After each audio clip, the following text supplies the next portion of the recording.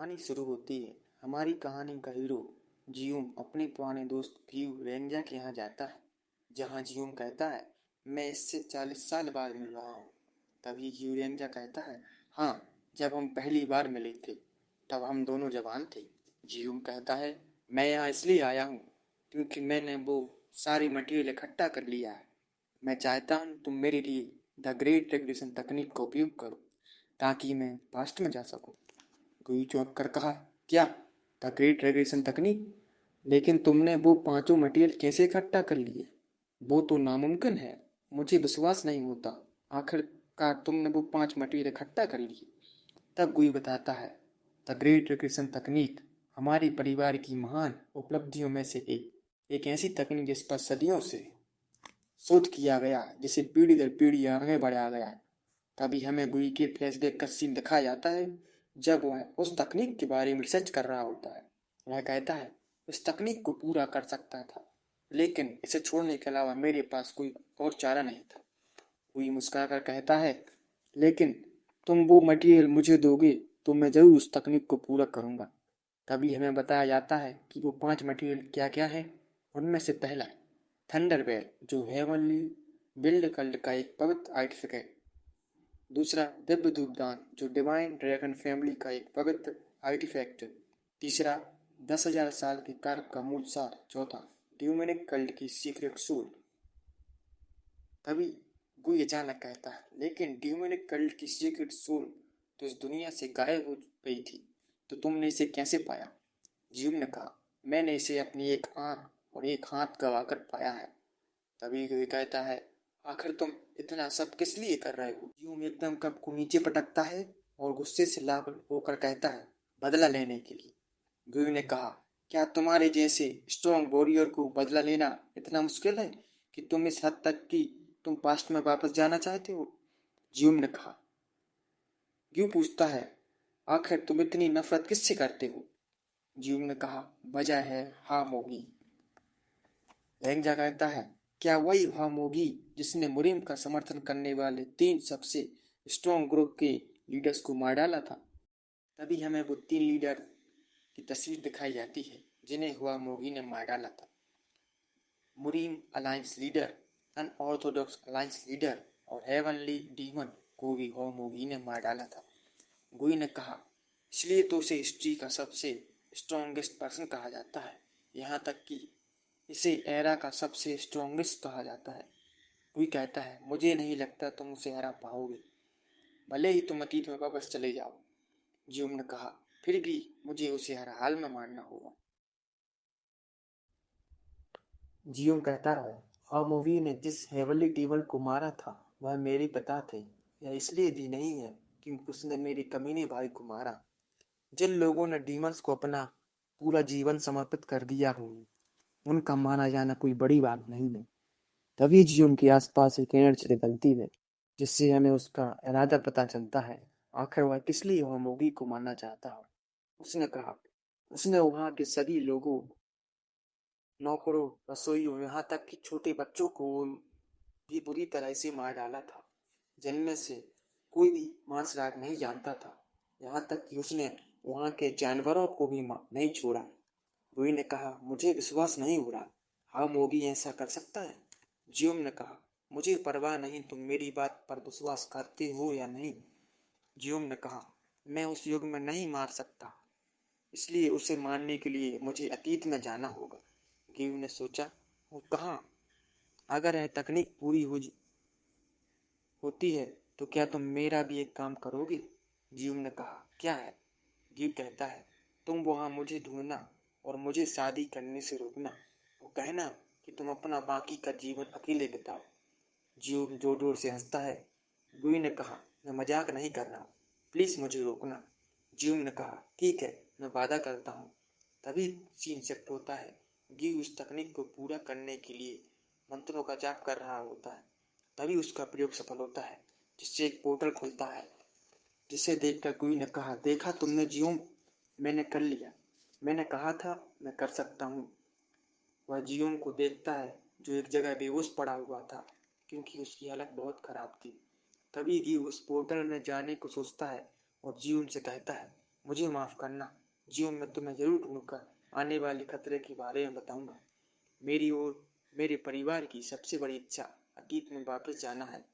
तभी क्यों उस पोर्टल की ओर आगे बढ़ता है, तभी अचानक उसकी बॉडी के सारे ड्यूमिनेट ऑक्यूपॉइंट सील हो जाती हैं, जिससे वह अपनी बॉडी को हिला नहीं पाता। जियम को होश आता है जब वह ग्यू को उस पोर्टल की ओर जाते हुए देखता है। वह गुस्से से पीछे से कहता है, खासकर तुम ऐसा कैसे कर सकते हो। उसने उसकी जोर से गर्दन पकड़ी और कहने लगा, तुम ऐसा कैसे कर सकते हो। ग्यू ने खांसते हुए कहा, मुझे माफ कर दो, सच में मुझे माफ कर दो, मैं थोड़ा बहक गया था। तभी जियोम रुका और अपना हाथ उसकी गर्दन से हटा लिया। वो कहने लगा कि मैं जानता हूँ कि तुमने कितनी सालों तक इस पल का इंतजार किया है। जियोम ने कहा, मैं भी एक सेल्फिश हूँ, मैंने भी अपने अलावा कभी किसी की परवाह नहीं की, तभी मैं वो सारी चीजें इकट्ठा कर पाया। जियोम ने अपने दांतों को जोर कसते हुए कहा, अगर इस जगह कोई और होता तो मैं कब का उसे मार डालता, लेकिन तुम हो इसलिए मैं ऐसा नहीं कर। अचानक जियोम ने कहा, गिव, थैंक यू, तुमने इतनी सालों तक मेरा इंतजार किया। तभी गिव रोने लगता है और कहता है, जियो मुझे सच में माफ कर दो। तभी अचानक जियो के आसपास की सभी चीजें, यहाँ तक कि गिव म्यूंजा भी एक जगह थमसा जाता है। जियो कहता है, ये क्या हो रहा है। तभी जियो में एक आवाज सुनता है, तुमने सारे टेस्ट पास कर लिए। तभी उसे बूढ़ा आदमी दिखता है और जियो ने कहा, कौन हो तुम। बूढ़े आदमी ने अपना परिचय देते हुए कहा, मैं हेवन से आया हूँ जो तुम्हें वापस पास्ट में भेज सकता हूँ। तभी बूढ़े आदमी ने कहा, तुम्हें क्या लगता है कि तुम इन चीजों से सच में पास्ट में जा सकते थे। इस तकनीक की असली चीजें ये नहीं, बल्कि वे प्रयास हैं जो तुमने इन्हें हासिल करने में की। और तुम्हारा सबसे अंतिम और मुश्किल टेस्ट ड्यू को माफ करना था। ड्यू ने कहा, अगर मैंने सारे टेस्ट पास कर लिए हैं तो मुझे पास्ट में भेज दो। बूढ़े व्यक्ति ने पूछा, आखिर तुम वहां जाकर क्या करोगे। ज्यूम ने कहा, मैं उसे मार डालूंगा जो मरने की योग्य है, और उन्हें बचाऊंगा जिन्हें मारना नहीं चाहिए। बूढ़ा व्यक्ति हंसते हुए कहता, यह जानने को बेताब हूँ, तुम अपने पास्ट में क्या करोगे। तभी फिर से उस कमरे की सभी चीजें और व्यू भी पहले जैसा हो जाता है, जहाँ गिव अभी भी रोकर कहता है, मुझे सच में माफ कर दो जियो। जियो आगे बढ़ता है। तभी पीछे से गिव चिल्ला कर कहता है, अरे जियो, तुम अपना वादा मत भूलना। तभी जियो के पोर्टल में एंटर करते ही पूरे कमरे में रोशनी छा जाती है। तभी हमें जियो के पास्ट का सीन दिखाया जाता है, जहाँ जियो पहुंच जाता है। तभी जियो एक डीमन की मूर्ति को देखकर कहता है, फाइनली मैं पास्ट में वापस आ गया। तभी जियो अपने पिता को देखता है, वहाँ थोड़ा रिलैक्स होता है और कहता है, ये मेरे पिता जिनका नाम जियोमा है। तभी उसे आवाज सुनाई देती है, जो कि भीड़ में से आ रही होती है, दूसरी छोटी मालिक, आप हमें कब तक इंतजार करवाएंगे। तभी उसके सामने खड़ा एक लंबी सी तलवार लिए हुए आदमी जोर से कहता है, चलो लड़ाई शुरू करें। जियोंग ने कहा, अरे मैं तो उस दिन में आ गया हूँ जिस दिन हमारे कल्ट में एक नया डीमन सेटलिस्ट चुना जाने वाला है। तभी हम देखते हैं हेवनली डीमन ने यह अनाउंसमेंट की है, तो अगले कल्ट लीडर का चयन अपने परिवार तक सीमित नहीं रखेंगे। यह मौका हमारे कल्ट के सभी लोगों को मिलेगा। वह जो पहले से कल्ट के मेंबर थे, वे सभी यह सुनकर एक्साइटेड हो गए। और तभी हेवनली डीमन ने कहा, फाइटिंग कंपटीशन शुरू की जाए। जो भी न्यू डीमन इस क्विज का विजेता होगा, वह मेरे दोनों बेटों में से एक को चुनौती देने का अवसर पाएगा। जो भी फाइनल फाइट जीतेगा, उसे हेवनली डीमन द्वारा उसकी एक विश पूरी करने का मौका मिलेगा। तभी सीन सीधा फाइटिंग पर जाता है, जहाँ स्वॉर्डमैन, जिसका नाम गु प्योंग है, ने कहा, अगर छोटे मास्टर आप अभी भी हार मान सकते हैं तो मैं आपको छोड़ दूंगा। जियो कहता है, ये वही है जिसने मुझे पास्ट में धोखे से एनर्जी को नष्ट करने वाला जहर दिलाया था। इसी की वजह से मैंने अपने को बेहतर बनाने के लिए अपनी सभी सीमाओं को तोड़ा। सब कुछ आज के ही कारण शुरू हुआ था। जियो कहता है, तुमने अपना नाम क्या बताया था। गु फेंगू चिल्ला कर कहता है, तुम मुझे इग्नोर कर रहे हो, मेरा नाम गु फेंगू है। जियो ने उसकी तरफ इशारा करते हुए कहा, ओह हाँ, सही कहा गु फेंगू। वह कहता है, मैं जानता हूँ आठ डीमन सुप्रीम में से एक ब्लैक हेवन स्वॉर्ड डीमन का पांचवा शिष्य जियोम अपने पिता को देखकर कहता है, मेरे पिता को सब कुछ पहले से पता था कि मुझे जहर दिया गया है। जियोम कहता है, मैंने अपनी पास्ट लाइफ में जो कुछ भी सीखा है उससे मैं इसे एक ही मुंह में रह सकता हूँ, लेकिन मैं अपनी स्किल को सबको नहीं दिखा सकता। तभी जियोम पूरे कॉन्फिडेंस से कहता है, मैं अपने सभी कल्ट के हीरो से कहता हूँ, मैं इस फाइट में अपनी एनर्जी का यूज नहीं करूँगा। तभी सभी लोग यह सुनकर चौंक जाते हैं और कहते हैं, बंदे में दम है। यू किंग हो एक अजीब सा चेहरा बनाकर कहता है, क्या? तभी कल्ट के लोग जोर जोर से जियोंग को चेयरअप करने लगते हैं। पिंगो कहता है, ये टिड्डी लोग।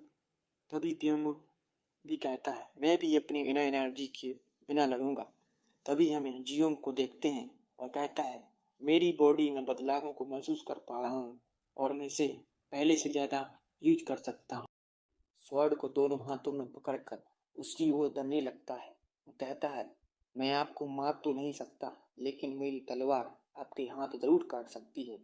तभी जियोंग उस पहले बार को आसानी से डॉज करता है।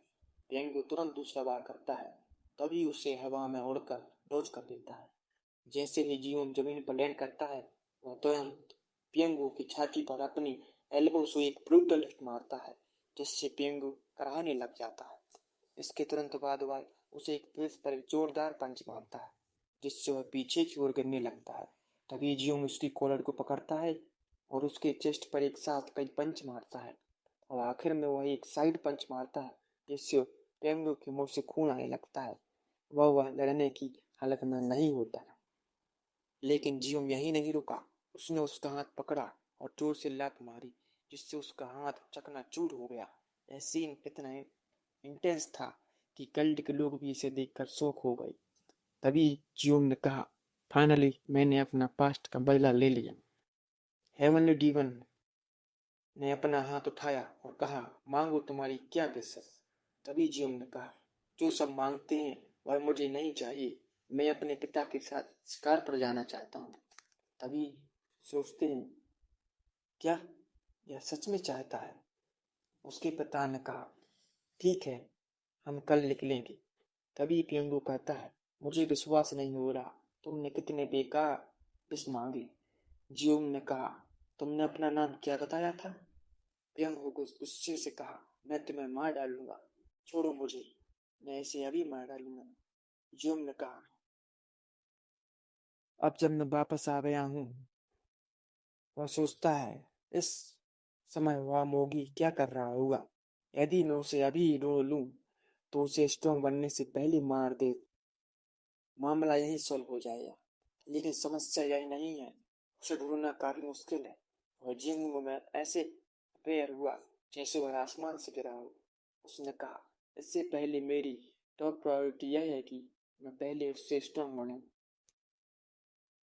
जिम को एक आवाज सुनाई देती है, यंग मास्टर, आज आप अच्छा लड़े। तभी वह पीछे की ओर देखता है, एक लड़की। वह कहता है, ली हन। भालू जैसे दिखने वाली लड़की ने कहा, आपने सही कहा यंग मास्टर। जिम ने कहा, हाँ यह मेरे साथ है, यह मेरी बॉडी गार्ड है। उसने कहा, मुझे अभी इसकी ह्यूज बॉडी के बारे में कुछ नहीं पता। जिम कहता है, जब मोगी ने मुझ पर स्वॉर्ड ऑरा से हमला किया था, तब इसी ने मुझे बचाया था। लीहन ने कहा, आप मुझे ऐसे क्यों देख रहे हैं? जिम कहता है, अब यह काफी बड़ी हो गई है, जहाँ तक मुझे याद है।